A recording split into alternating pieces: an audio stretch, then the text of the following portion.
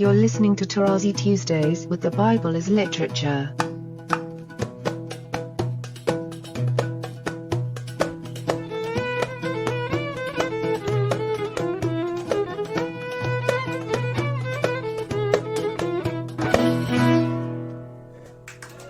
Hi, this is Father Mark Boulos. And this is Dr. Richard Benton. And you are listening to Tarazi Tuesdays with the Bible as Literature podcast. So, Father Paul, welcome back to the program. How are you this morning? Very well, thank you. So we wanted to talk today about a subject that is near and dear to our hearts because it was first near and dear to your heart, Father Paul, and that is the historical context against which the Bible was written. And of course, I'm talking about Hellenism, the Hellenistic period in the mid-3rd century BC. We know that this context factors heavily into your assessment of the formation of Scripture, and we were hoping that you could talk about this a little bit today on the program, what you're saying about this period and the formation of the Bible in your scholarship. Well, first of all, in literature, it's always difficult to convince people as to the origin of a certain text and the main point, because the argument is always circular.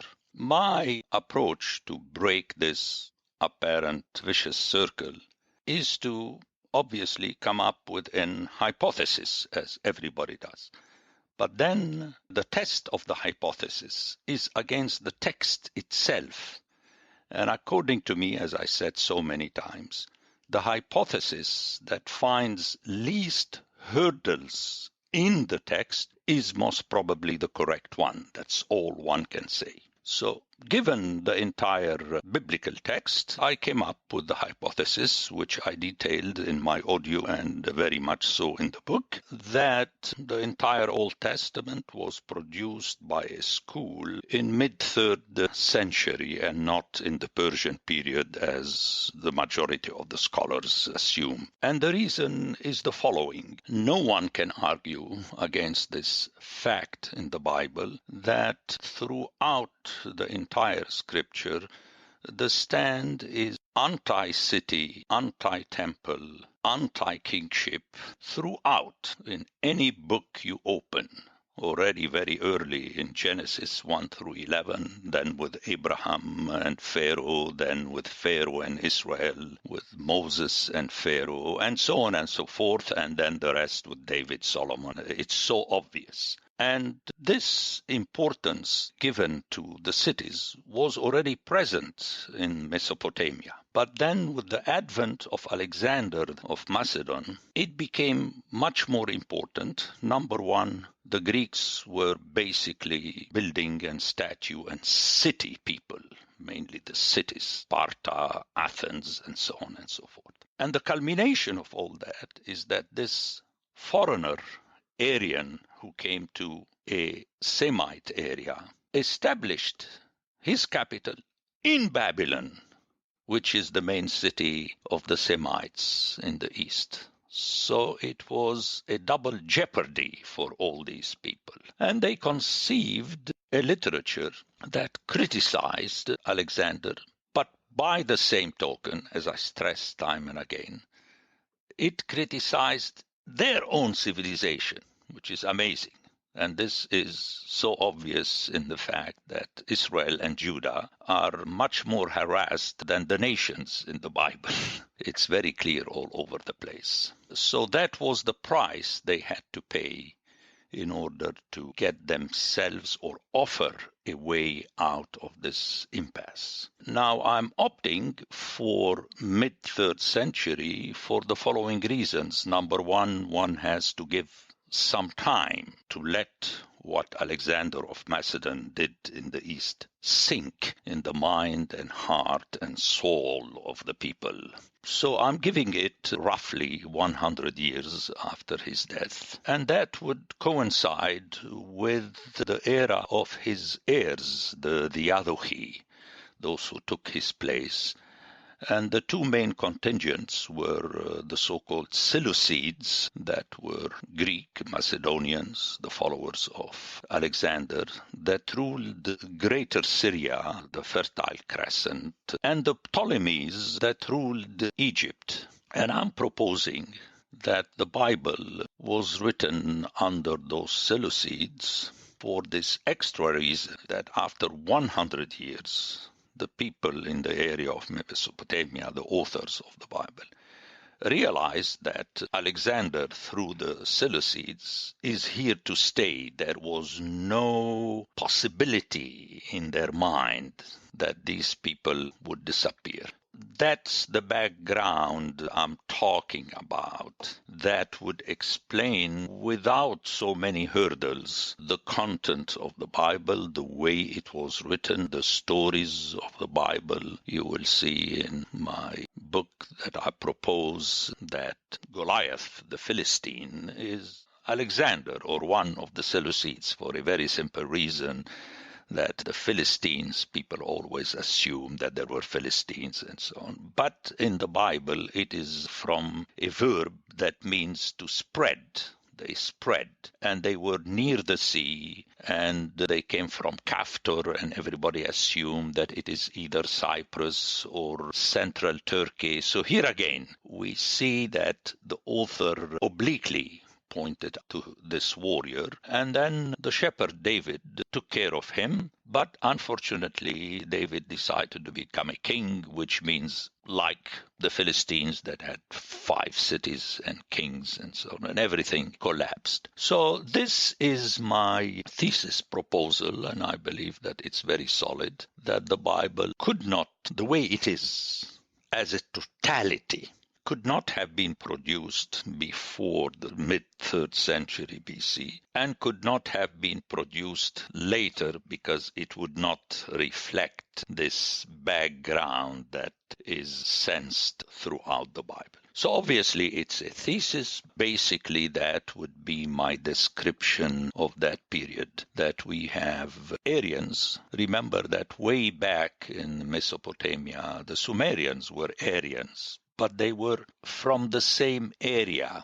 That's what I stressed also in my thesis, that society is more geographical than it is ethnical, as people like to talk today after the experience in Europe and the nations and so on. It's not so. You live with your neighbor willy-nilly. So being Aryan or Semite in that time between the Sumerian and the Babylonians, the Akkadians, there was no problem. But to have an outsider from the area and also ethnic outsider coming in and imposing himself, it's a jolt.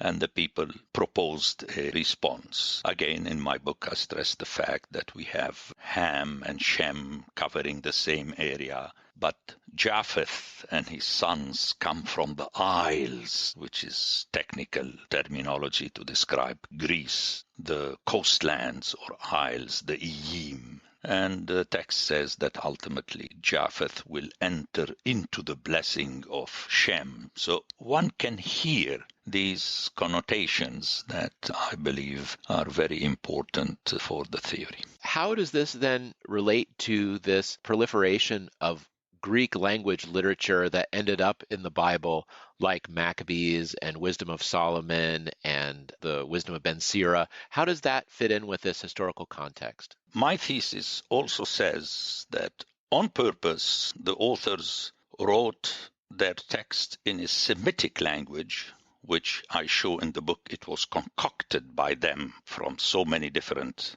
Semitic languages, with the purpose of translating it themselves into Greek. That is, ultimately, they wanted to address it to those Greeks, to belittle them, by also belittling themselves. That's classic in the Bible. Part of my thesis is that the original authors translated the Hebrew text into Greek to force the hand of the Greek reader to always submit to the original text, which is in Hebrew. This explains why the Septuagint is very special. It's the closest possible translation to the original, with the caveat that it can never be the original.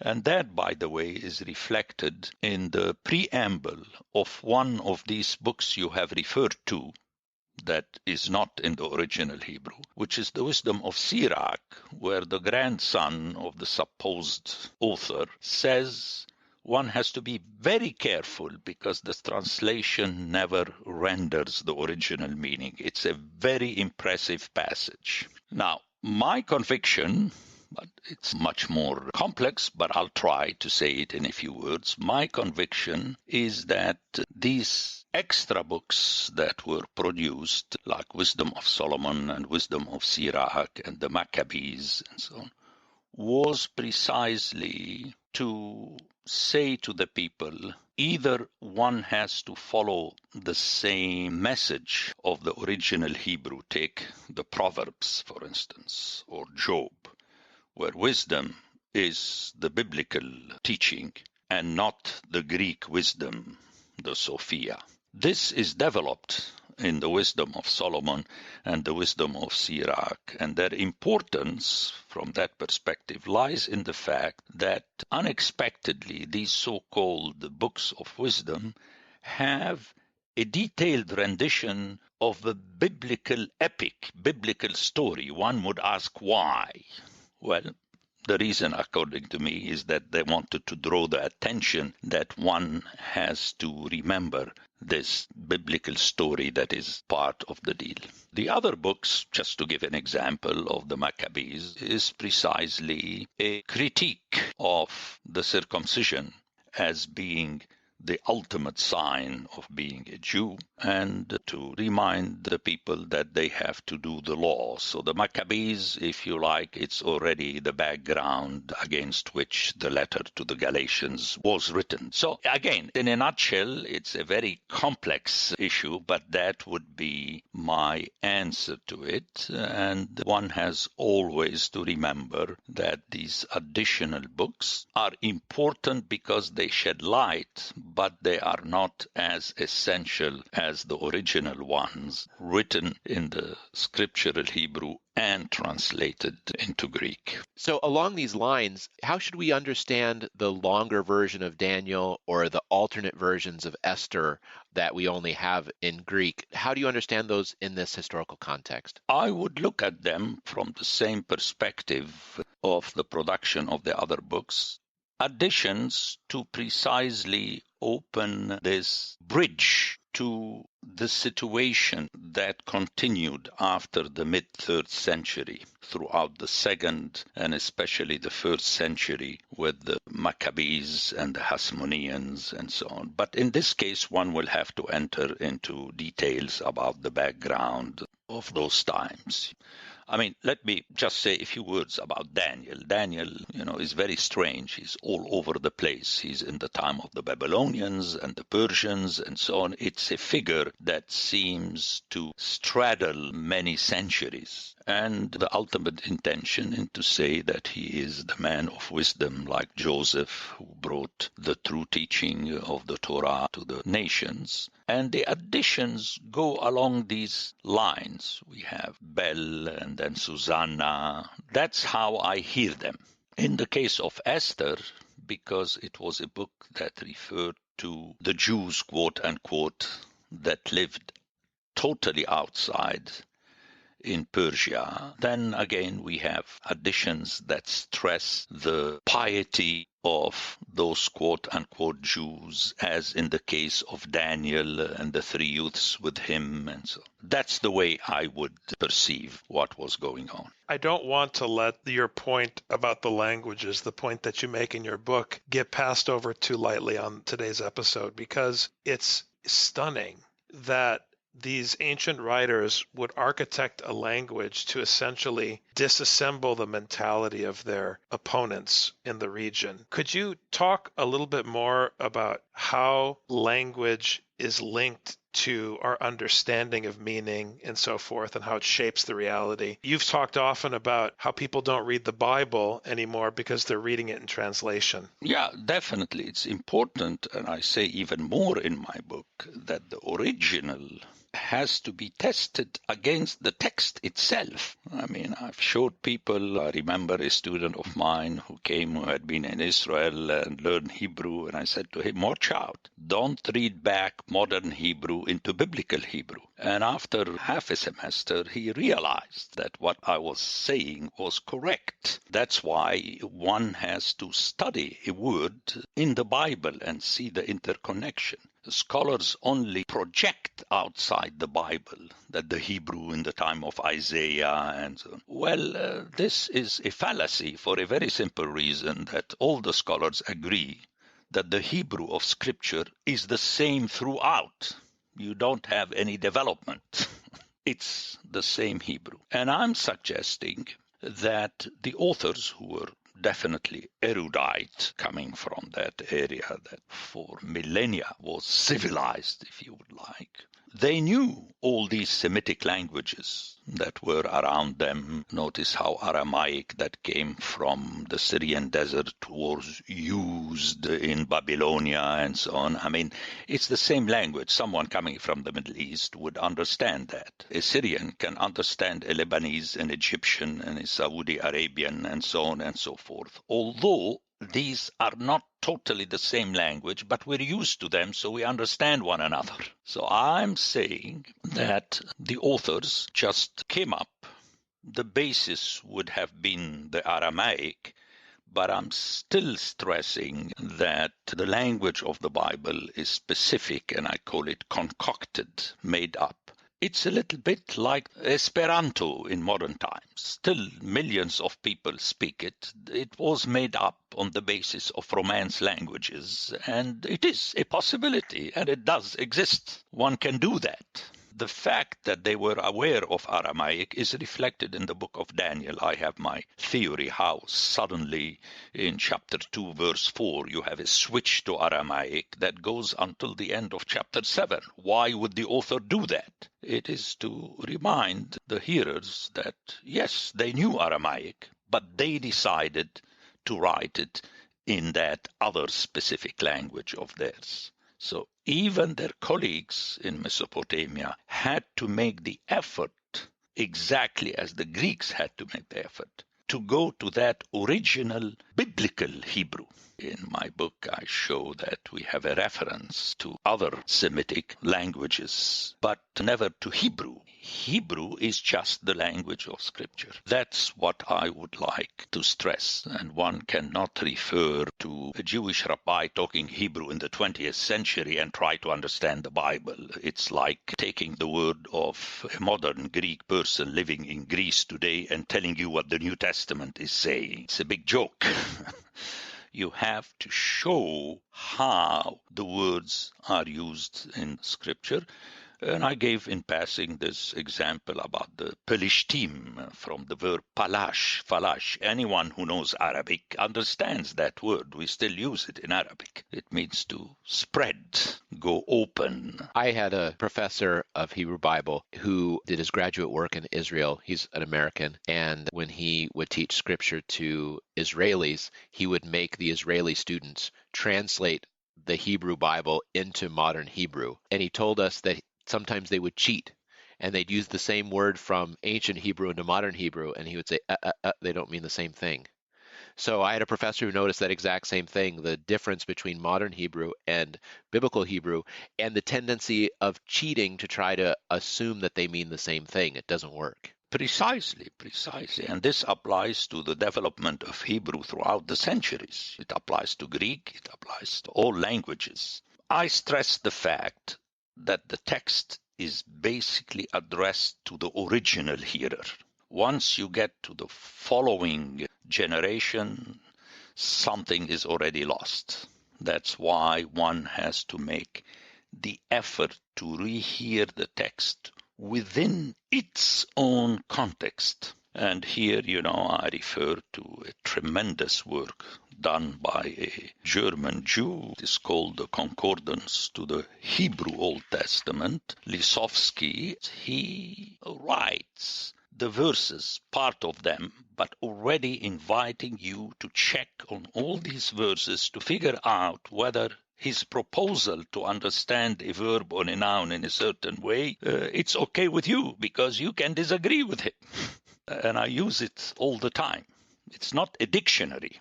The dictionary is very dangerous because it tells you what the author assumes the meaning of a word, even when they try to impress you by using Arabic and Aramaic and so on. As you said, it's cheating. The only way is to have many people doing the same effort in the same direction and without preconceived theological assumption. I remember how the people would say, well, if it is so, then how could you? Well, it doesn't matter.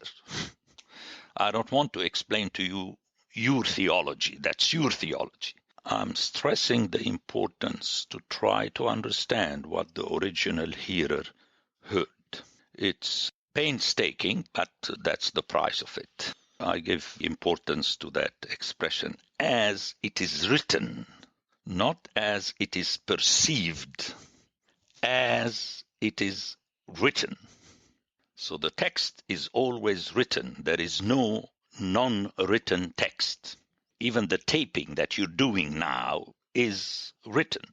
Take the Orthodox who use the old graphene and they apply it to the icon. You write an icon. You express it in a way that becomes etched and you can't play with it anymore. That's what the writing is all about. And the writing is a language. Whether there was a Hebrew before the Bible or there was no Hebrew, it's immaterial. The biblical text is in that language of the biblical text that one has to make the effort to learn. The same way that biblical Hebrew dismantled Hellenistic Greek, it dismantles our modern identity constructs, which are just another theology. Yeah. Because once you impose Jewish culture or Greek identity, you're just finding another way to work against the Bible's agenda, which is to facilitate brotherhood, not different identity groups. I just think it's very important for our listeners to understand that we have to submit to the text. We can't try to reinvent the text in our image. To push along this line, which again I express in the book towards the end when I deal with the New Testament, I believe the same thing was done by the school of the New Testament. It wrote it in the Roman Empire, whose language was Latin, and on purpose, actually they knew of Latin, as we hear in the Gospel of John about the cross of Christ and so on, Hebrew, Greek, and Latin, but on purpose they forced the Latin Romans to hear it in the language of the people they have conquered, which are the Hellenes, the Greek. But we don't need to go into that debate here, but I am saying that my thesis applies also to the New Testament. You force the other to submit to a strange text. This is, I think, an important building block in your overall thesis and something that we should definitely probe in future discussions. But anyways, thanks so much for your time today. Thank you very much, Father. Thank you very much. Have a great day. The Bible as Literature is a production of the Ephesus School Network.